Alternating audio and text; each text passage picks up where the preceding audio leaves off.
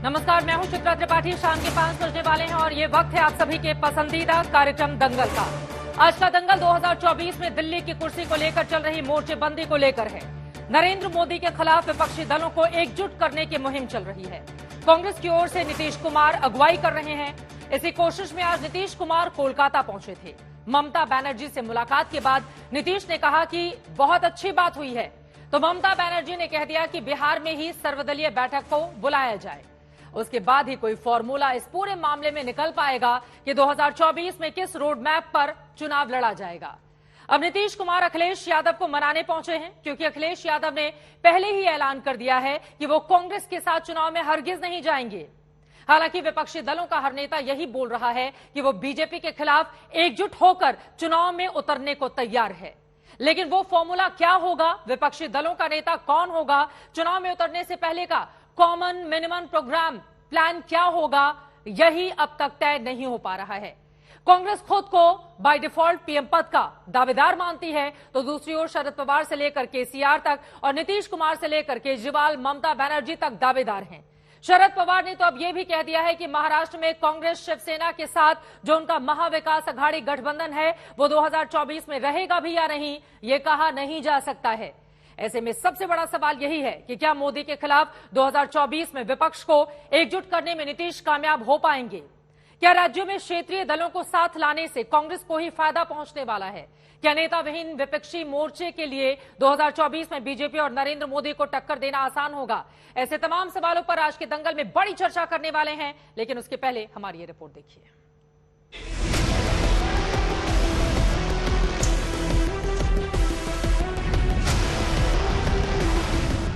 एक तरफ नरेंद्र मोदी, दूसरी तरफ नीतीश, ममता, अखिलेश, केसीआर और केजरीवाल समेत ऑल।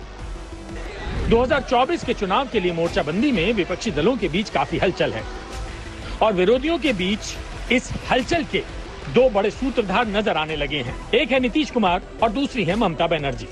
नीतीश कुमार कांग्रेस का हाथ थाम कर चलना चाहते हैं, तो ममता बनर्जी कांग्रेस मुक्त अपना मोर्चा चाहती हैं। लेकिन अब नीतीश कुमार ने आगे बढ़कर पहल की है और एक ही दिन में पटना से कोलकाता और कोलकाता से लखनऊ तक की मैराथन दौड़ लगा रहे हैं। बहुत अच्छी बातचीत हुई है और फिर इसके आगे आवश्यकता अनुसार जब होगा तो हम लोग सब एक साथ और अन्य पार्टियों को सबको एक साथ करके और बैठ करके बातचीत भी करेंगे और आगे के बारे में तय करेंगे। यही बात हुई है। अब बहुत अच्छा, बहुत पॉजिटिव बात हुई है। हम अपना ही कहें, हम चाहते हैं बीजेपी जीरो बन जाए। बहुत बड़ा हीरो बन गया, कोई कुछ नहीं करके मीडिया का सपोर्ट में और नैरेटिव बना के, खाली झूठा बात कह के, फेक वीडियो बना के और फेक बात करके और गुंडा गद्दारी करके, ऐसा नहीं चल सकता है। तो इसी के लिए नीतीश जी सबको साथ बात करेंगे, हम भी बात कर रहे हैं, तो एक साथ में मिलके हम लोग चलेंगे। नीतीश और ममता दोनों नेताओं ने साथ होकर बीजेपी से लड़ने का दावा किया। ममता बिहार में बीजेपी विरोधी दलों की बैठक के लिए भी तैयार हो गई, लेकिन ममता बनर्जी ने अपनी दावेदारी नहीं छोड़ी। हम तो नीतीश जी को यही रिक्वेस्ट किया है कि नीतीश जी देखिए, जयप्रकाश जी का जब मूवमेंट हुआ था बिहार से हुआ था। अगर हम बिहार में और पार्टी मिलके मीटिंग करें, एक पहले घरवा मीटिंग, उसका बाद में तैयार करें, बाद में कहाँ जाना है, कहाँ नहीं जाना है, क्या मैनिफेस्टो है, वो सब बाद में बताएंगे। कुल मिलाकर ममता बनर्जी ने यही कहा कि दोस्ती मंजूर है, लेकिन शर्तें लागू हैं। वैसे कोलकाता में ममता बनर्जी से मुलाकात के बाद नीतीश कुमार लखनऊ में अखिलेश यादव से मिलने वाले हैं। नीतीश इसी कोशिश में हैं कि कांग्रेस वाले कुंबे में ज्यादा से ज्यादा दलों को जोड़ सकें, जबकि कांग्रेस से खार खाए दल किसी भी सूरत में हाथ का साथ नहीं चाहते। कांग्रेस के साथ और कांग्रेस के बिना मोर्चेबंदी की कोशिशें दोनों तरफ से हो रही थी, लेकिन नीतीश कुमार 11 अप्रैल को फिर दोबारा तब सक्रिय हुए जब आखिरी मार्च में ममता बनर्जी के खेमे में भी मेल मुलाकातों का सिलसिला तेज हुआ। 17 मार्च को अखिलेश यादव दलबल के साथ कोलकाता जा पहुंचे थे। ममता बनर्जी से मुलाकात की और अखिलेश का सिर्फ एक ही कहना था कि वो कांग्रेस के साथ हरगिज नहीं खड़े होंगे। अखिलेश यादव और ममता बनर्जी की मुलाकात में 2024 को लेकर क्या प्लान बना, ये साफ नहीं हुआ, लेकिन एक बात साफ हो गई कि दोनों ही दल कांग्रेस के साथ नहीं जाने के लिए अपना अलग गुट बना रहे हैं, क्योंकि अखिलेश के दौरे के तुरंत बाद 23 मार्च को ममता बनर्जी उड़ीसा में थी। पूरी दर्शन पूजन के नाम पर ओडिशा पहुंची ममता बनर्जी ने तब नवीन पटनायक से मुलाकात की थी और कहा था कि इस मुलाकात का एक मकसद देश के फेडरल स्ट्रक्चर को बचाना है। इतना ही नहीं, अखिलेश और नवीन पटनायक से मिलने के बाद ममता बनर्जी और जेडीएस नेता एचडी कुमारस्वामी की भी मुलाकात हुई। ममता बनर्जी ने तमिलनाडु के सीएम एमके स्टालिन से भी फोन पर बात कर ली। तब नीतीश एक बार फिर सक्रिय हुए हैं और दिल्ली दरबार में मंत्रणा के बाद अब सीधे अखिलेश और ममता से संपर्क करने पहुंचे हैं। दूसरे चरण की शुरुआत आज से है और यह निश्चित रूप से यह जो यात्रा होगी वह विपक्षी एकता की वो मुहिम जिसमें गैर भाजपा दलों को एकजुट करके दिल्ली की उन्मादी हुकूमत को अपदस्थ करना है, संविधान की रक्षा करना है। यह सीता मैया और भगवान राम की धरती का मामला है। अगर भगवान श्री राम की जन्मभूमि यानी धरती पर 80 लोकसभा सीटें हैं तो माता सीता की धरती पर 40 लोकसभा सीटें हैं। हम 120 लोकसभा सीटें तो स्पष्ट तौर से देख रहे हैं कि एक तरफा विजय की ओर बढ़ रहे हैं। ममता जी कौन हमारे समर्थन में है या अखिलेश जी कौन समर्थन में है और नीतीश जी कौन समर्थन में, जिनसे मिलना चाहें सब मिल लें।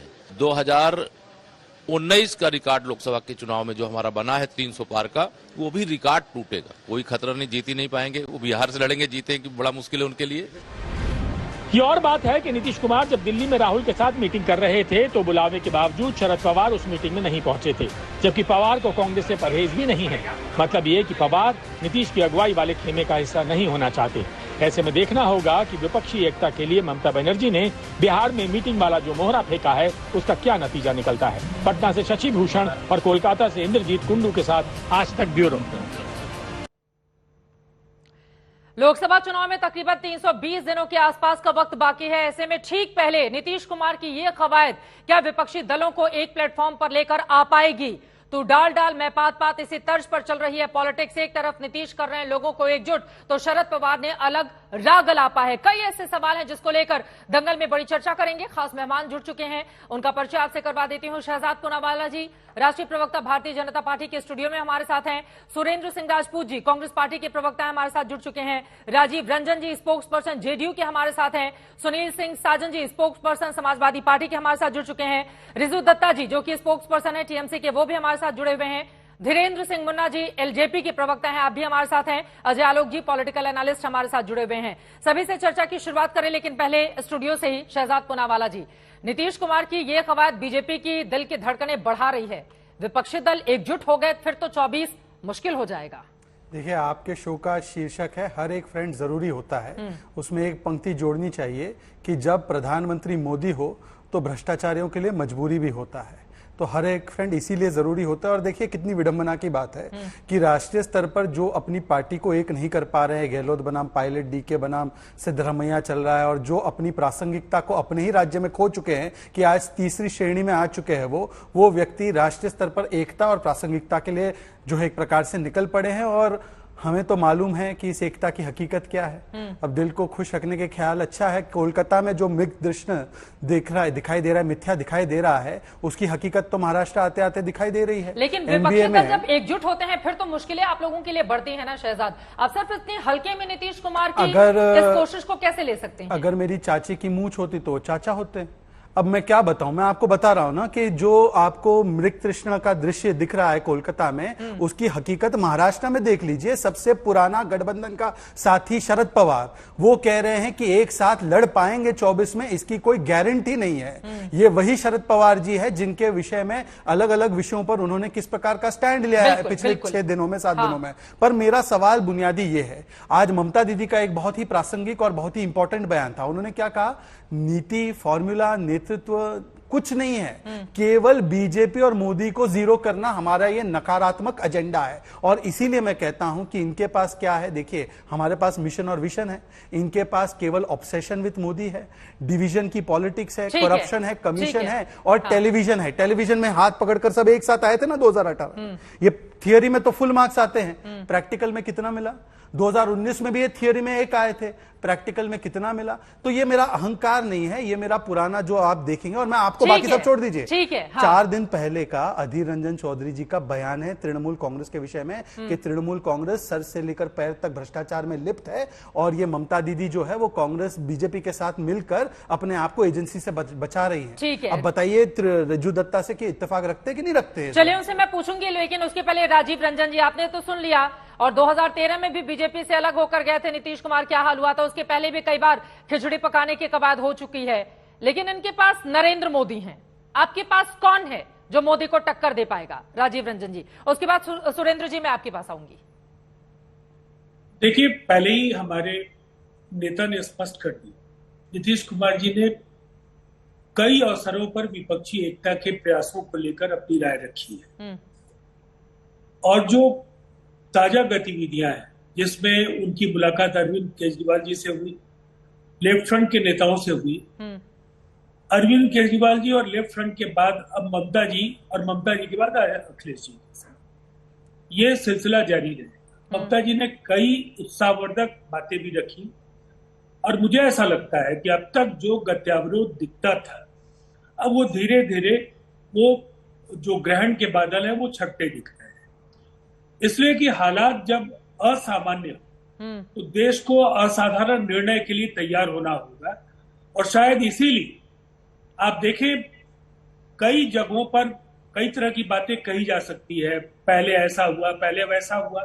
उलटकर भारतीय जनता पार्टी से भी कहा जा सकता है कि भाई 13 में नीतीश कुमार जी गए तो फिर आप क्यों नीतीश कुमार जी के पास गए? बिल्कुल। अब सवाल कभी भी एक तरफा कोई अलायंस नहीं होता है, अलायंस दोनों पार्टियों की मर्जी से होता है और उस मर्जी को लेकर अगर भारतीय जनता पार्टी केवल व्यंग्यात्मक बातें ही रखती रहे तो उन्हें खुशफहमी में रहना चाहिए। मुझे लगता है 77 के पहले उस समय की हुकूमत को भी एहसास नहीं रहा, 89 के पहले भी उस समय की हुकूमत को एहसास नहीं रहा। ठीक है, हालात बदल रहे हैं और मुझे लगता है पहले अपनी गलतियां जो लगातार जनता से किए वायदे, देश में संस्थाओं का भगवाकरण, संविधान को जेबी संविधान बनाने की कोशिश, ठीक है सर, मुझे लगता है ये जो सारे सवाल है, हाँ, इस पर भारतीय जनता पार्टी का जो एकाधिकारवादी, ठीक है, और राजनीतिक साम्राज्यवाद की जो उनकी पूरी जो परिकल्पना है उस पर उन्हें पुनर्विचार करना चाहिए और देश की जनता लेकिन मैंने सवाल पूछा था कि नेता आपका कौन होगा। एक एक टिप्पणी में बाकी लोगों से भी ले लेती हूँ शहजाद जी, उसके बाद आप जवाब दीजिएगा।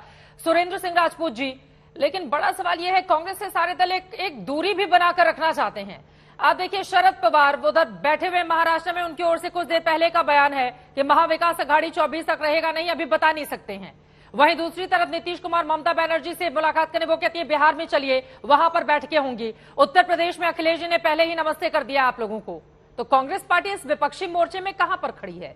सुरेंद्र जी। चित्रा जी, हमें तो सबसे पहले एक चीज कहनी होती है कि ये भारतीय जनता पार्टी और उनके साथी लोग परेशान क्यों हो रहे हैं, आज की डेट में अभी से व्यंग्यात्मक बातें क्यों कर रहे हैं, समझ से बाहर है।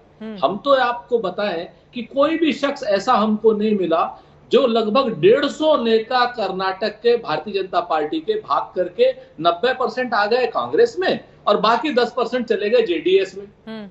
कोई इस पे वो नहीं है, कोई इस पे व्यंग्यात्मक बात नहीं हो रही, कोई टीका टिप्पणी नहीं हो रही, उनका मुख्यमंत्री तक चला गया। इसलिए तो आपको बिठाएगा सुरेंद्र राजपूत जी, आप कह लीजिए टीका टिप्पणी आपको किसने मना किया? अरे चित्रा जी सुन तो लीजिए, बड़े दिन बाद मिले, कम से कुछ तो बोल लेने दीजिए। आप बड़ा मसला हो जाता, हम तो आपसे वैसे ही डर जाते हैं। तो मेन मसला ये आज की डेट में कि कर्नाटक में आप देखिए 150 से ज्यादा नेता, इनका मुख्यमंत्री चला गया, इनका होम मिनिस्टर चला गया, क्या नाम सीएम जो सीएम हो गए हैं और बाकी सारे लोग जो है भागते हुए जा रहे हैं आज की डेट में। तो उससे आपको विपक्षी एकता नहीं दिखाई दे रही, ये नहीं दिखाई दे रहा कि भारतीय जनता पार्टी के जहाज में छेद हो गया है, भारतीय जनता पार्टी का जहाज डूब रहा है और इनसे एक एक करके इनके पुराने और विश्वसनीय दल छोड़ चुके हैं। अकाली दल इनको छोड़ चुका है, जनता दल यूनाइटेड इनको छोड़ चुका है, शिवसेना इनको छोड़ चुकी है। जो उद्धव साहब की ये लोग बातें करते नहीं थकते थे, बाला साहब की बातें नहीं करते थकते थे, इसके अलावा तमाम ऐसे दल हैं जिनसे इन्होंने कोई अब इससे संपर्क और संबंध नहीं रखा, नए नए साथी बनाने की जुगत में रहते हैं। ठीक है सर, उनके पास मोदी भी तो है ना सुरेंद्र राजपूत जी, उसका विकल्प क्या है विपक्षी दलों के पास? और आपने जो बातें कर्नाटका के संदर्भ में कही हैं, चूंकि गृह मंत्री अमित शाह ने इंडिया टुडे कॉन्क्लेव में वहीं पर कर्नाटका में ये जवाब दिया, मैं आपको बताती चलो उसके बाद बाकी मेहमानों के पास जाऊंगी। उनकी ओर से कहा गया है कि कम से कम कांग्रेस को ये तो भरोसा है कि अकेले अपने बलबूते वो नहीं जीत रही है, इसीलिए बीजेपी के नेताओं को शामिल करवाया जा रहा है। ये उनका जवाब था, इस पे आप टिप्पणी कर दीजिए, फिर बाकी मेहमानों के पास। बहुत सही बात थी। मैं चित्रा जी आपको बधाई देता हूं, आज तक को बधाई देता हूं कि आज तक के चैनल पर होम मिनिस्टर श्री अमित शाह ने अपनी हार को स्वीकार कर लिया। भारतीय जनता पार्टी की भगदड़, भारतीय जनता पार्टी की हार को जैसे कर्नाटक में उन्होंने स्वीकार किया है, बहुत जल्दी ही वो कांग्रेस और उनके साथियों से देश में भी भारतीय जनता पार्टी की हार को स्वीकार करेंगे और ऐसी भगदड़ 13 तारीख के बाद मचेगी। बहुत साफ जान लीजिए, नीतीश जी भी हमारे बड़े नेता हैं, हमारे बड़े नेता तेजस्वी जी भी हैं, अखिलेश यादव जी भी हैं, एमके स्टालिन साहब भी हैं, कांग्रेस के श्री राहुल गांधी जी और श्री मल्लिकार्जुन खड़गे साहब भी हैं। देश में संसदीय प्रणाली है, राष्ट्रपति प्रणाली देश में सर, जहां इतने सारे नेता होते हैं वहां पर किस तरह की खींचतान मचती है, इतिहास की किताबों को उठाकर अगर हम पॉलिटिक्स की देखेंगे उसमें पता चल पाएगा। ठीक है, लेकिन मैंने जो संदर्भ में अपनी बात कही थी आपने गलत संदर्भ में इस्तेमाल कर लिया, लेकिन ठीक है, पहले शहजाद उस पर जवाब दे रहे हैं, उसके बाद बाकी मेहमानों के पास। सुरेंद्र जी से बड़ा प्रसन्न हूं कि दो बातें इन्होंने स्वीकार, लेकिन कर्नाटका के लिए मुश्किल है तो वो बता रहे हैं ना, और कह रहे हैं कर्नाटका ही एक रोड मैप तय करेगा। जी, आज 5 बजे दंगल पर लोकतंत्र जीवित है ये घोषित हो गया, ये बताकर कि ये इनके पास चांस है। अगर कोई लोकतंत्र मृतक होता तो सुरेंद्र जी तो बोलते कि हम हारने वाले हैं, पर उनको आशा उम्मीद है कि हम जीत सकते हैं। इसका मतलब कि लोकतंत्र तो फलता फूलता जा रहा है। ये तो बहुत बड़ी पुष्टि कर दी कांग्रेस के अधिकृत प्रवक्ता ने। दूसरी बात उन्होंने पुष्टि कर दी कि ये जिनको कहते थे 40% सरकार, 40% सरकार, इन्होंने कहा 150 में से 140 हमारे पास आ गए। या तो ये अब 420 वाली पार्टी बन गए, या का मतलब कहने का यह है कि वो 40% वाला जो आरोप था वो बिल्कुल गलत था, वरना लेते ही नहीं इन लोगों को। और तीसरी बात, आज एक और बात स्पष्ट हो गई, जैसे अमित शाह जी ने बताया कि अकेले तो जीतने की कोई इनके पास कोई क्षमता ही नहीं थी, इसीलिए जिस पार्टी को ये इतने बुरी तरह से गालियां दे रहे थे उसके नेताओं को इंपोर्ट करने की स्थिति बन चुकी है। इसी से पता चलता है कि जीतने वाले नहीं है। परंतु एक बात, मेरी बात का जवाब तो आया ही नहीं। अरे भाई, शरद पवार जी क्या कह रहे हैं ये एकता के पूरे चक्कर में, आप उसके ऊपर तो टिप्पणी नहीं कर पा रहे। ठीक है। अधीर रंजन चौधरी ने टीएमसी पर जो टिप्पणी की है उस पर कुछ बोल नहीं पा रहे। सुरेंद्र जी, आपके भी और राजीव रंजन के सवाल शहजाद से ही थे, इसलिए मुझे इनके पास आना पड़ा है। एक एक टिप्पणी बाकी नेताओं से भी ले लेती हूँ। रिजु दत्ता जी, आपके पास आते हुए, ये ममता बनर्जी बिहार में सर्वदलीय बैठक बुलाने की मांग क्यों कर रही है, और विपक्षी दलों में राहुल गांधी का रोल क्या रहने वाला है? रिजु दत्ता जी। देखिए चित्रा जी, एक सांप्रदायिक और भ्रष्ट पार्टी जिसका नाम है भारतीय जुमला पार्टी, वो मीडिया के कुछ श्रेणी और केंद्रीय संस्थाओं के अवैध इस्तेमाल से आज हीरो बन के बैठा है। हमारा टारगेट है उस पार्टी को जीरो बनाना, सीधी बात है। हमारा भी मिशन और विजन बहुत क्लियर है। देश की जनता लड़ेगी बीजेपी के साथ, और देश के जो मुद्दे हैं बेरोजगारी और महंगाई, उस पर विपक्ष एकजुट है और हम सब एक मिलकर काम करेंगे। और जो टिप्पणी यहाँ पर शहजाद दे रहे हैं कि कांग्रेस के साथ क्या होगा, अधीर रंजन चौधरी के साथ होगा, मैं उनको बता दूं कि हर प्रदेश के अपने अपने मुद्दे होते हैं, बट यहाँ पर मुद्दा देश का है और वो मुद्दे हम आपस में सुलझा लेंगे। हमारी उस बात पे कोई ईगो नहीं है। सुलझाएंगे कब से? 300 के आसपास दिन बाकी रह गए हैं, और लेफ्ट और कांग्रेस के लिए क्या जगह है बंगाल में? सीधे बताइए ना रिजु दत्ता जी। चित्रा जी, आप इतने वरिष्ठ पत्रकार हैं, 320 दिन, 3 दिन बहुत ज्यादा होते हैं बीजेपी जैसे पार्टी को हराने में। 320 दिन में तो राम राज्य हट जाएगा यहाँ। इन लोगों का जितना भी झूठ है ना, सब लोगों की पट्टियां खुल गई है। मतलब लेफ्ट, कांग्रेस और ममता बनर्जी की टीएमसी, ये तीनों दल एकजुट होकर बंगाल में चुनाव लड़ेंगे, आप ये कह रहे हैं रिजु दत्ता जी? हर विपक्ष पार्टी जो बीजेपी के खिलाफ है वो 2024 में एकजुट होकर लड़ेंगी बीजेपी के खिलाफ। ठीक है। बंगाल का फॉर्मूला क्या होगा? बंगाल का फॉर्मूला क्या होगा? बंगाल का 2024 का फॉर्मूला होगा BJP versus TMC and others, all against BJP. 2024 में नो कॉम्प्रोमाइज, बीजेपी को हराना है और हम सब एकजुट हो जाएंगे। बीजेपी 150 का आंकड़ा क्रॉस नहीं करेगी। बीजेपी 150 का आंकड़ा क्रॉस नहीं कर पाएगी, इस बात को ध्यान रखिए। शहजाद जी, एक एक टिप्पणी बाकी लोगों से। अजय आलोक जी, आपके पास आते हुए जल्दी से, उसके बाद में समाजवादी पार्टी के हमारे साथ नेता जुड़े हुए हैं, सुनील सिंह जी। अजय आलोक जी, वो कह रहे हैं 150 क्रॉस नहीं कर पाएगी बीजेपी 24 में। खैर वो तो 24 का रिजल्ट बताएगा कौन कितना क्रॉस करता है, लेकिन अभी विजू दत्ता जी कह गए कि 2-3 दिन बहुत होते हैं हटाने के लिए, 320 दिन में तो राम राज्य हट जाएगा। मतलब मान रहे हैं कि देश में राम राज्य चल रहा है। चलिए अच्छी बात है। एक बहुत महत्वपूर्ण भूमिका है चित्रा जी, हर देश का एक राजदूत होता है। जब प्रधानमंत्री जाने वाले होते हैं तो पहले राजदूत वहां पे लोकल लाइजनिंग कर लेता है। तो पॉलिटिकल राजदूत की भूमिका में नीतीश जी आ गए, जाके उस पार्टी की लाइजनिंग कर रहे हैं जिसके पार्टी के विरोध में अपनी राजनीति शुरू की थी। 45 वर्षों से कांग्रेस विरोध की राजनीति करने वाले आज जाके समझा रहे हैं ममता दीदी को, आज जाके समझाएंगे अखिलेश को कि कांग्रेस को साथ में रखिए। कांग्रेस पार्टी ये नहीं भूले कि कांग्रेस पार्टी भी 1989 में अकेले ही लड़ी थी, बाकी सब मिल गए थे।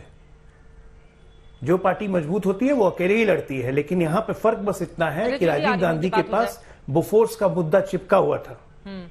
बोफोर्स का मुद्दा चिपका हुआ था, यहां कोई मुद्दा चिपका नहीं हुआ। यहां लेकिन नीतीश कुमार कोशिशें तो कर रहे हैं ना अजय आलोक जी, आपने उनकी पॉलिटिक्स को बेहद करीब से देखा है। उनका जो चुंबकीय आकर्षण है इधर वालों को भी उधर वालों को भी सबको अपनी ओर खींचता रहता है। अब नीतीश निकल गए हैं बाहर बिहार छोड़कर सबको एकजुट करने के लिए, वो सबको समझा रहे हैं कि 24 के लिए हर एक फ्रेंड जरूरी होता है, तो उसका असर तो पड़ सकता है ना। बिल्कुल सबको ही समझ जाएंगे। ममता दीदी कहेंगी नीतीश जी बिल्कुल ठीक है, कांग्रेस को समझाइए कि वेस्ट बंगाल में 3-4 सीट से ज्यादा नहीं लड़ना है। अखिलेश कहेंगे कि ठीक है, कांग्रेस को समझाइए उत्तर प्रदेश में 2 से ज्यादा सीटें नहीं लड़नी है। बिहार में नीतीश जी खुद कहेंगे कि कांग्रेस 3 सीट से ज्यादा नहीं लड़े, उससे ज्यादा हम लोग दे नहीं सकते हैं, कांग्रेस को बड़ा हृदय दिखाना पड़ेगा। तब तो कांग्रेस के ऊपर है कि यूपी, बंगाल, बिहार 80, 40, 42, 162 सीट पे कांग्रेस मात्र 8 सीट पे लड़ ले, बिल्कुल मुकाबला हो जाएगा। लेकिन राजदूत की भूमिका में जो माननीय नीतीश कुमार जी आए हैं वो अद्भुत है, राजनीतिक राजदूत, अद्भुत राजनीतिक राजदूत बन के अद्भुत काम कर रहे हैं सुनील सिंह साजन जी। अब तो अखिलेश यादव से भी थोड़ी देर में उनकी मुलाकात होगी, और अखिलेश यादव के लिए क्या है उत्तर प्रदेश का फॉर्मूला? कांग्रेस की स्थिति कहां रहने वाली है? देखिए चित्रा जी, जहां तक फार्मूले की बात है तो हमारे नेता माननीय अखिलेश यादव जी ने बहुत दिन पहले इस बात को कहा था कि जो जहां मजबूत है उस दल के नेतृत्व में उस राज्य में चुनाव लड़ लिया जाए। और मुझे लगता है माननीय नीतीश कुमार जी, जिसको राजनीतिक दूत बता रहे थे आलोक जी तो उस पार्टी में रहे हैं, नीतीश कुमार जी इनके नेता थे। अब अपने ही नेताओं के खिलाफ कैसे लोग किस तरीके की बात बोल लेते हैं, लेकिन फिर भी मैं कह रहा हूं, हम अगर इनकी ही भाषा मान लें कि नीतीश कुमार जी राजनीतिक दूत हैं, तो नीतीश जी हनुमान हैं। और ये जो इनकी रावण रूपी लंका है, जो बेरोजगारों को परेशान कर रही है, किसानों को परेशान कर रही है, सीमा पर खड़े जवानों को परेशान कर रही है, उस लंका को जलाने के लिए पर्याप्त है। और भारतीय जनता पार्टी एक सवाल लगातार पूछती चित्रा जी, हमारे पास मोदी है, आपके पास क्या है? तो हमारे पास मुद्दे हैं, और देश के मुद्दे मोदी जी से कई गुना बड़े हैं। वो बेरोजगारी के हों, महंगाई के हों, या सीमा पर खड़े जवान जिस तरीके से असुरक्षित हैं उसके हों, तो मुद्दे तो बड़े हैं ना, मोदी से बड़े मुद्दे हैं, और मुद्दों पर राजनीति होने जा रही है। समाजवादी पार्टी लगातार कह रही थी कि आप जहां पर मजबूत हैं वहां पर बीजेपी को रोकने का काम करिए। तो समाजवादी पार्टी तो कह रहे हैं कि हम उत्तर प्रदेश में भारतीय जनता पार्टी के विजय रथ को रोकेंगे, और क्यों नहीं रुकेंगे भाई? भारतीय जनता पार्टी की ताकत क्या थी? वो नए सपने, आपने कहा कि स्मार्ट सिटी बन जाएगी, आपने कहा कि गांव तरक्की कर जाएंगे, आपने कहा कि रुपए डॉलर के बराबर पहुंच जाएगा, महंगाई बहुत कम हो जाएगी, किसान की आय 2 गुनी हो जाएगी। इनमें क्या हुआ? आज सतपाल मलिक के बयान पर कोई बात नहीं करना चाहता, आज महंगाई पर कोई बात नहीं करना चाहता, किसान पर कोई बात नहीं। अरे सर, ये सारे मुद्दे हमने देखे थे ना सुनील सिंह जी, ये सारे मुद्दे डिस्कस हुए थे उत्तर प्रदेश के इलेक्शन में। क्या हाल हुआ सुनील सिंह साजन जी?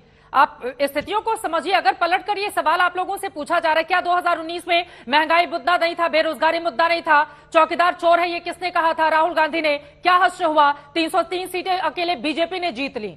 वहीं दूसरी तरफ आप बता रहे ये मुद्दे हैं। मैं पूछ रही हूँ, एक सेकंड सर सुनिए। 2017 में आपने साइकिल की सवारी करवाई राहुल गांधी को, वो आपका फेल रहा। 2019 में आप बहन मायावती के साथ जाते हैं, हाथी के साथ सवारी करते हैं, वो भी फॉर्मूला फेल रहा। उनको 10 सीटें मिलती हैं, आप लोगों को महज 5 पर सिमटना पड़ता है। तो सारे फॉर्मूले तो आपने अपना लिए हैं उत्तर प्रदेश के लिए। अब कौन सा फॉर्मूला, अगर सिर्फ उत्तर प्रदेश की बात करें तो कौन सा फॉर्मूला बाकी रह गया है? सुनील सिंह जी। देखिए चित्रा जी, आपका सवाल बहुत अच्छा है। ये राजनीति में सवाल रहता है।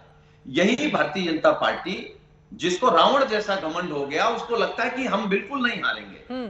2002 का चुनाव और 2017, 15 साल, क्या यही भारतीय जनता पार्टी हारी नहीं? क्या इसी भारतीय जनता पार्टी में मोदी जी नहीं थे क्या? अटल जी नहीं थे क्या? अमित शाह नहीं थे क्या? या जिसको ये तुर्रम खा समझते हैं, इनको लगता है ये हमारा नेता नया आ गया, ये तुर्रम खा है, वो भारतीय जनता पार्टी में नहीं थे क्या? उत्तर प्रदेश में क्या हालात थे भारतीय जनता पार्टी के? लेकिन जनता ने जिताया ना। राजनीति में जनता जिताती। और अगर जनता हमारे साथ खड़ी हो गई, जिनके साथ व्यापारी खड़ा रहे, मीडिया खड़ा रहे, बाकी सारे लोग खड़े रहे, कोई फर्क नहीं पड़ता। ये जीरो हो जाएंगे और देश की सरकार से बाहर हो जाएंगे। ठीक है, मैं जरा दर्शकों को बता दूं, यहाँ पैनल में आप देख रहे हैं, मुझे लग रहा है कि विरोधी दल के लोग 4 हैं और सत्ता पक्ष के लोग 3 बैठे हुए हैं। फिर भी मीडिया निशाने पर है, वो भी तब जब बराबरी का मौका सबको दिया जा रहा है। ठीक है सर, लाइव डिबेट हो रही है, जनता सब सुन रही है। लेकिन सुरेंद्र सिंह जी वो कह रहे हैं जो मजबूत होगा ज्यादा सीटों पर लड़ेगा, फिर तो आपके लिए मुश्किल हो जाएगी उत्तर प्रदेश में। इसमें भारतीय जनता पार्टी को और उनके साथी लोगों को दिक्कत क्या है? ये तो हमारा और हमारे साथियों की समस्या है ना, हम लोग इसको शॉर्ट कर लेंगे। सर आप लोगों की समस्या नहीं है ना सर, विपक्षी दलों की समस्या जो जनता के बीच जाता है, वो किसी व्यक्ति विशेष या घर के अंदर की समस्या नहीं होती है सुरेंद्र जी। और आप ये तंज करना थोड़ा सा, मुझे लग रहा है, एक सेकंड सर सुनिए, मुझे चीजें समझ में आ रही हैं लेकिन अच्छा नहीं लगता है सुरेंद्र सिंह राजपूत जी, थोड़ा तंज करना कम कर दें कि भारतीय जनता पार्टी उनके साथी दलों को सर चौथी बार आप बोल रहे हैं, ये ठीक नहीं लगता है। मैं चौथी नहीं, मैं चित्रा जी, मैं चौथी नहीं 10वीं बार भी बोलूंगा। लेकिन अगर आपको उससे कोई आपत्ति है, अगर मैंने कहीं कोई गलत बात कही, आप व्यक्तिगत टिप्पणी नहीं करेंगे ना सर यहाँ पर मीडिया पर, और व्यक्तिगत टिप्पणी से बचते हैं। आप कह रहे हैं कि ये हमारी समस्या हम हल कर लेंगे, तो आप यहाँ पर कौन सी समस्या को हल करने के लिए बैठे आप बताइए, मैं उसी पर डिबेट कर लेती हूँ। हम दोनों समस्याओं को हल करेंगे। और ये मैं फिर से कहता हूं कि भारतीय जनता पार्टी और उनके साथियों की समस्या नहीं, उसमें अगर आप अपने को जोड़ती है तो बिल्कुल गलत जोड़ रही है। आपको नहीं जोड़ना चाहिए अपने आप को, ना अपने मीडिया संस्थान को जोड़ना चाहिए। इस तरीके की ना तो बात आपसे कई बार आप मीडिया पर तंज कर चुके हैं, मैंने इसलिए टिप्पणी की थी। अब इससे आगे बढ़ते हैं, मेन मुद्दे पर आते हैं सर। ठीक है, ठीक है सर, इसीलिए क्लियर कर दिया। हाँ, तो आप मेरे चैनल पे बैठ के यहाँ पर मीडिया पर डिस्कस करने के लिए नहीं आए हैं सुरेंद्र जी, प्लीज मैं गुजारिश कर रही हूँ आपसे। नहीं, मैं भी गुजारिश कर रहा हूँ आपसे चित्रा जी कि इस तरीके की क्या नाम बेकार, जिसको कह सकते हैं कि वो अनुपयोगी टिप्पणी करना उचित नहीं है। और मुझे अगर आपको कुछ कहना होगा तो मेरे अंदर मादा है, साहस है, मैं आपको साफ करूंगा। मैं कोई पीठ पीछे नहीं। कमजोर कौन है उत्तर प्रदेश में? कमजोर कौन है उत्तर प्रदेश में? वो कह रहे हैं कि जो कमजोर होगा वो कम सीटों पर लड़ेगा। बिल्कुल, हम तो ये कह रहे हैं ना कि आज की डेट में हम ये बात आपस में तय कर लेंगे। नंबर 1, नंबर 2, कमजोर और मजबूत जनता बनाती है। इसी भारतीय जनता पार्टी को 1984 में पूरे देश में 2 सीटें दी थी, हमने तब भी इनको कमजोर नहीं कहा था। जनता के जनादेश का अपमान करना, जिस पार्टी के पास 11 करोड़ 20 लाख वोट आए हों उनको कमजोर कहना, आप स्वयं जनता के जनादेश का अपमान करते हैं। आज हम नहीं जीते हैं, कोई बात नहीं, लेकिन मैं फिर से कहता हूं कि जिस तरीके से अभी विपक्षी साथियों ने कहा कि मुद्दे इंपॉर्टेंट हैं, आज की डेट में 20,000 करोड़ किसके हैं, अडानी मोदी भाई भाई हैं या नहीं हैं, ये मुद्दे भी आएंगे, मुद्दे जेपीसी के भी आएंगे, मुद्दे तमाम बेरोजगारी के, अग्निवीर के सारे मुद्दों पर चुनाव होगा। और इनके पास क्या है, सिर्फ मोदी जी हैं। और एक बात आखिरी, तो वो शरद पवार जी को भी समझाइए ना, फिर वो कह रहे हैं जेपीसी कोई मुद्दा ही नहीं है। सर अब से थोड़ी देर पहले फिर रिपीट किया है उन्होंने प्रेस कॉन्फ्रेंस में। आप शरद पवार बहुत बड़े नेता हैं इस देश के भी और महाराष्ट्र के भी, 48 सीटें आती हैं उत्तर प्रदेश के बाद सबसे ज्यादा, उनको भी समझाइए। वो कह रहे हैं जेपीसी कोई मुद्दा ही नहीं है। हमारे लिए शरद पवार साहब पितृतुल्य नेता हैं, भीष्म पितामह है राजनीति। हाँ। वो जो भी बात कहेंगे उनकी बात को हम ध्यान से सुनेंगे और उनके साथ वार्ता करेंगे निश्चित तौर पर, इसमें कहीं कोई दो राय नहीं। मैं एक बात और मैं कह दूं आपसे कि मैं एक बात और कह देता हूं आपसे चित्रा जी कि जिस तरीके से एक राजनीतिक विश्लेषक के रूप में भारतीय जनता पार्टी के प्रवक्ता ने अपने पुराने नेता नीतीश कुमार जी को पॉलिटिकल लाइजनर कहा, या हिंदी में और कुछ कहना चाहते थे, तो मैं इनको सिर्फ इतना याद दिला देता हूं कि भाषा की शुचिता रखिए। आपको भारतीय जनता पार्टी के प्रवक्ता बन जाइए, लेकिन बदतमीजी करने का आपको अधिकार नहीं है। किसी भी नेता के लिए अगर आप इस तरीके की बदतमीजी की भाषा का इस्तेमाल करेंगे अजय आलोक, तो याद रखिएगा। अजय आलोक जी, आप जवाब दे दीजिए धीरेन्द्र जी, इसके बाद मैं आ रही हूँ आपके पास। ठीक है अजय आलोक जी, आप पॉलिटिकल लाइसेंसिंग की जो बात नीतीश कुमार के लिए आपको बचना चाहिए इस बात से। ये बदतमीजियां नहीं चलेंगी। ठीक है, अच्छा आप सुनिए तो सही। बोलिए। बदतमीजियां आप कौन होते तय करने वाले की कौन बदतमीजी कर रहा है कौन नहीं कर रहा है? आप जज बैठे हुए यहाँ पे। कर रहे हैं बदतमीजी। नीतीश पॉलिटिकल राजदूत को लाइजनर कहते हैं। राजदूत नॉन पार्लियामेंट्री शब्द है। करोगे तो कहाँ से आकर के कहाँ गए? ये देखिए, ये बदतमीज आदमी कौन है चित्रा जी? चित्रा जी, बदतमीज आदमी कौन है? थोड़ा सा शुचिता बनाकर, शब्दों की मर्यादा बनाकर प्लीज, शब्दों की मर्यादा बनाकर प्लीज प्लीज प्लीज, यहाँ पर आप बैठकर इस तरह की टिप्पणी नहीं करें। प्लीज प्लीज आराम से प्लीज, थोड़ा सा आराम से अपनी बात रखेंगे। पूरा देश देख रहा है और दुनिया भर के कई देशों में आज तक देखा जाता है। मर्यादा इस तरह से आप नहीं लांगे कि मुझे सबका ऑडियो म्यूट करवाना पड़े। एक एक करके आप जवाब दे दीजिए अजय आलोक जी, उसके बाद सुरेंद्र जी अपनी बात कहिएगा। धीरेन्द्र सिंह मुन्ना जी भी बहुत देर से इंतजार कर रहे हैं, उनके पास भी जाना है। प्लीज आराम से अपनी बात रखेंगे, मर्यादा में रहकर। अजय आलोक जी, मैंने क्या कहा? अगर मानसिक स्तर किसी का कम है तो ये मेरी समस्या नहीं है। मैंने कहा कि जिस व्यक्ति ने अपनी राजनीति कांग्रेस के विरोध में शुरू की थी 45 वर्षों तक, आज उस कांग्रेस पार्टी के लिए पॉलिटिकल राजदूत बनकर सबको समझा रहे हैं। अद्भुत है। इसमें इनको बदतमीजी दिखती है? जिसमें मेरी समस्या नहीं है सुरेंद्र जी। ये कहिए कि चिढ़क गए। मैंने एक बात और कहा कि 89 में आप भी अकेले लड़े थे, लेकिन साथ में बोफोर्स चिपका हुआ था। जो मजबूत होता है वो अकेले लड़ता है, जो कमजोर होता है सहारा खोजता है। कौन सी नई बात है राजनीति की? सच्चाई है। सच सुन के बिदकना बंद कीजिए, नहीं तो फिर 24 का रास्ता नहीं मिलेगा। रास्ता तो ऐसे ही दूर है। सच से बिदकिए मत, सच्चाई को स्वीकार कीजिए। ठीक है सर, चलिए अब इससे थोड़ा आगे बढ़ते हुए कांग्रेस पार्टी को जेडीयू के नेता यहाँ पर बैठे हुए हैं, वो जवाब दे देंगे। जेडीयू से कुछ भी आता है, सुरेंद्र सिंह जी जेडीयू के नेता हमारे साथ बैठे हुए हैं। लेकिन धीरेन्द्र सिंह मुन्ना जी एक बात कहते हुए, और मुझे तो वो वक्त भी याद आता है जब नोटबंदी पर समर्थन नहीं करने के कारण नीतीश कुमार को ममता बनर्जी ने पटना की रैली में ही गद्दार भी कहा था। तो एक वक्त वो भी था और आज का एक वक्त ये भी है। धीरेन्द्र सिंह मुन्ना जी, लेकिन आपके पास आते हुए, पहले तो आप ही की पार्टी में अलग थलग सारी चीजें देखने को मिल रही हैं। पहले वहां पर एकजुटता, उसके बाद एनडीए की एकजुटता, लेकिन बिहार के लिए मुश्किलें तो होंगी ना, क्योंकि वहां पर नीतीश कुमार आरजेडी दोनों साथ साथ हैं और कांग्रेस भी। धीरेन्द्र सिंह जी, 40 सीटें आती हैं वहां से।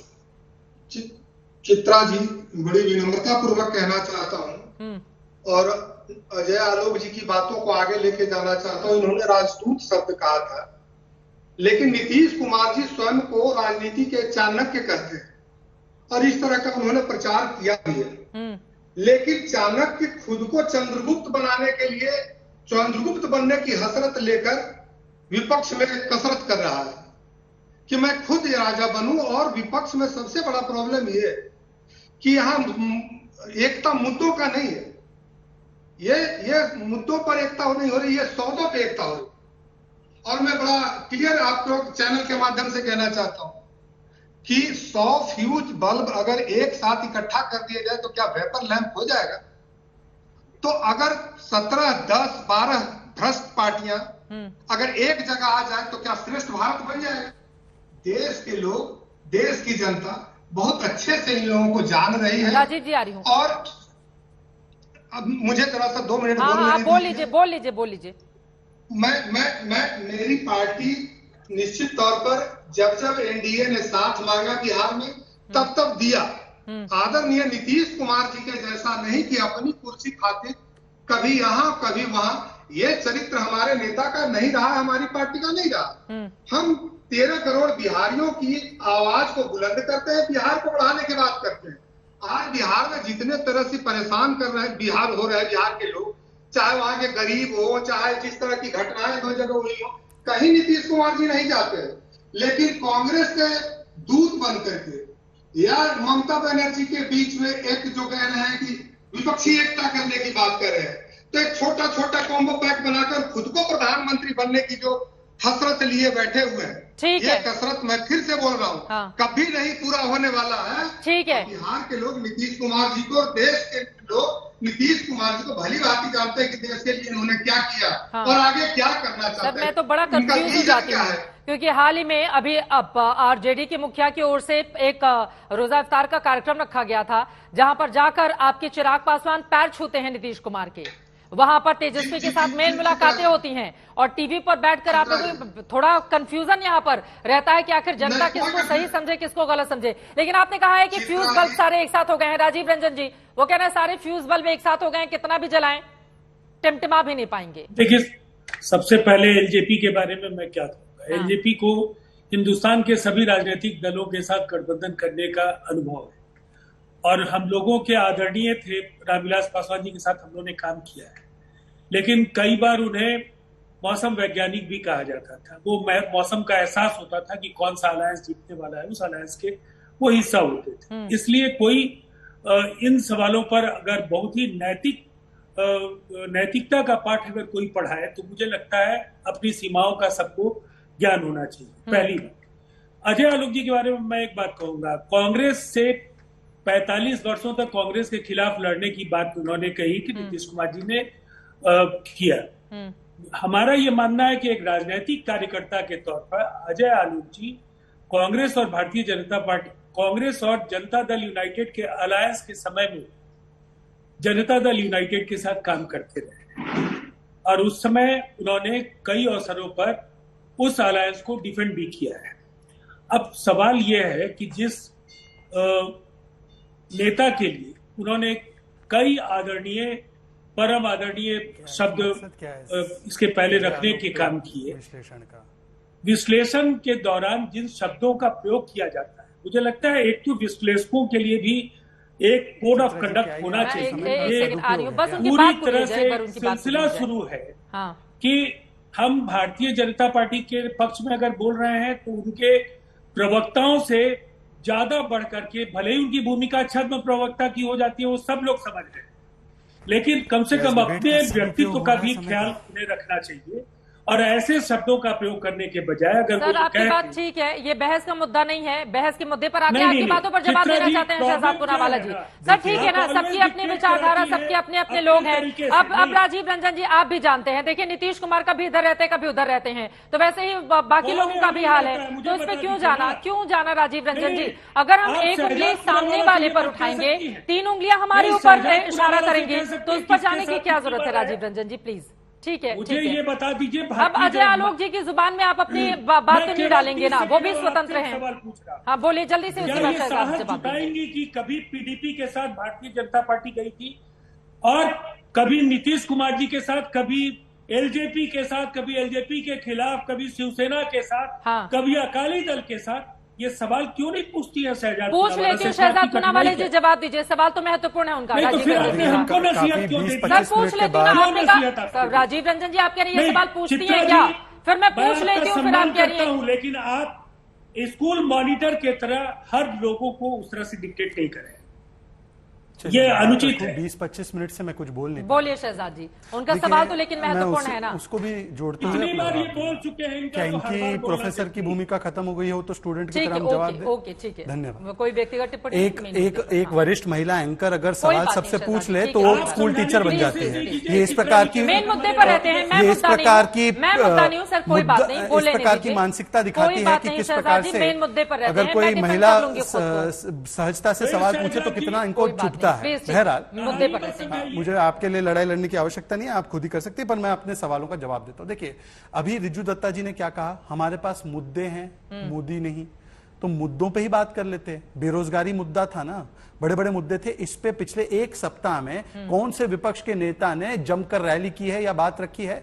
आज भी जब पूछा गया तो मोदी को जीरो करना है बोला है, मुद्दे पे कोई बात नहीं हुई। अगर मुद्दे की बात करते तो बेरोजगारी दर बता दूं आपको, बिहार में 18%, दिल्ली में 10%, हिमाचल में 11%, राजस्थान में 26%, गुजरात में 1.5% है।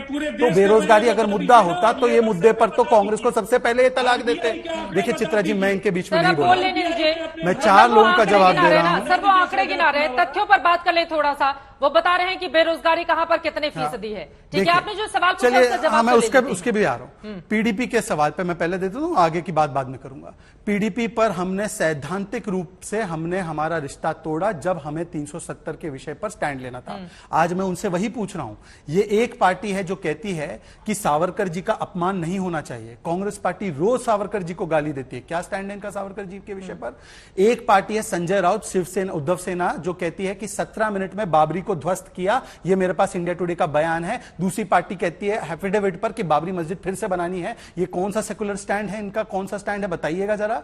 एक पार्टी है जो 370 के हटने पर समर्थन करती है। आम आदमी पार्टी ने हमारा समर्थन किया था उस समय पर। यह कांग्रेस पार्टी है जो दिग्विजय सिंह के माध्यम से कहती है कि 370 को पुनर्लागू करेंगे और जेडीयू ने तो यू टर्न कर दिया था 370 के स्टैंड पर। कौन सा उनका स्टैंड है कि अपनी सहूलियत के हिसाब से तो आप भी गठबंधन करते रहते हैं ना। हाँ, मुझे एक बात बताइए कि कौन से गठबंधन में हमने अपने सैद्धांतिक मुद्दों को छोड़ा है? क्या हमने कभी हमारे हिंदुत्व के मुद्दे को छोड़ा है? क्या हमने कभी के साथ गठबंधन में कब छोड़ा? उल्टा हम तो, मैं आपको उदाहरण दे रहा हूं, जीता जागता उदाहरण है कि जब बात आई अपने सिद्धांतों के साथ और सत्ता के साथ तो हमने सिद्धांतों को प्राथमिकता दी, सत्ता को नहीं दी। अब ये मैं इनसे पूछना चाहता हूं, ये बयान है, आपको दिखा देता हूं। ये बयान है, ये कह रहे हैं ना कि ये विपक्षी एकता होनी चाहिए क्योंकि एजेंसीज का गलत इस्तेमाल हो रहा है। ये इंडिया टुडे में छपा अधीर रंजन चौधरी का बयान। टीएमसी का अंडरस्टैंडिंग है बीजेपी के साथ सेंट्रल एजेंसीज के क्रैकडाउन से बचने के लिए। मतलब कि टीएमसी भ्रष्ट भी है और टीएमसी जो वेंडेटा पॉलिटिक्स की जो लड़ाई है उसमें वो हमारे साथ है। ये इनके सिद्धांत है, ठीक है, या ये सहूलियत है? और देखिए आखिरी बात, एक लास्ट जल्दी से वक्त तक की इजाजत देता है, वक्त नहीं है हमारे पास। जल्दी से एक लाइन में अपनी बात को पूरा भाषा की बात वो लोग ना करे जिन्होंने लिंगायत सीएम को भ्रष्ट सीएम कहा है, जिन्होंने मजाक उड़ाया उनके हाथ जोड़ने का खड़गे जी के सामने, और जो प्रधानमंत्री की ठीक है।